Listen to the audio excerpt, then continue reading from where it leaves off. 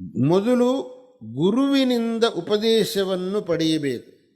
ಈಗಿನ ಕಾಲದಲ್ಲಿ ಅನೇಕ ಮಂದಿ ನಾವು ಭಾಳಷ್ಟು ವೇದಾಂತ ಓದಿಬಿಟ್ಟಿದ್ದೇವ್ರಿ ಅಂತಾರೆ. ನೀವು ವೇದಾಂತ ಓದಿದ್ದರಿಂದ ನಿಮಗೇನು ಫಲ ಬರುವುದಿಲ್ಲ.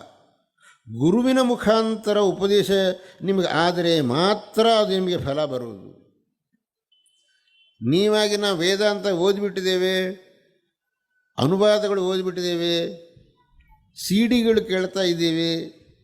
ಈ ಸಿ ಡಿ ಕೇಳಿದ್ರಿಂದ, ಅನುವಾದ ಪುಸ್ತಕ ಓದಿದ್ದರಿಂದ ನೀವು ಬ್ರಹ್ಮಜ್ಞಾನ ಬರುತ್ತೆ ಅಂತ ತಿಳ್ಕೊಂಡ್ರೆ ಅದು ಮಿಥ್ಯ. ಅದು ಏನು ಬರುವುದಿಲ್ಲ. ಅದು ಬರಬೇಕಾದರೆ ಸರಿಯಾದ ಗುರುವಿನಿಂದ ಉಪದೇಶವನ್ನು ಪಡೆಯಬೇಕು. ಭಗವಂತ ಭಗವದ್ಗೀತೆಯಲ್ಲಿ ಹೇಳಿದ್ದಾನೆ, ತದ್ವಿಧಿ ಪ್ರಣಿಪಾತೇನ ಪರಿಪ್ರಶ್ನೇನ ಸೇವೆಯ ಉಪದೇಕ್ಷ್ಯಂತಿ ತೇ ಜ್ಞಾನಂ ಜ್ಞಾನಿನಸ್ತತ್ವದರ್ಶಿನಃ.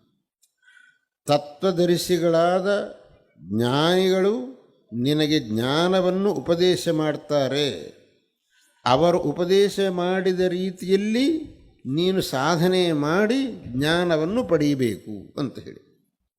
ಹಾಗಾಗಿ ನಿಶ್ಚಿತ್ಯ ವಾಚಾ ಗುರೋ, ಗುರುವಿನ ಉಪದೇಶದಂತೆ ಸಾಧನಾನುಷ್ಠಾನವನ್ನು ಮಾಡಿ ಯಾವನು ಬ್ರಹ್ಮಜ್ಞಾನವನ್ನು ಪಡೆದಿರ್ತಾನೆ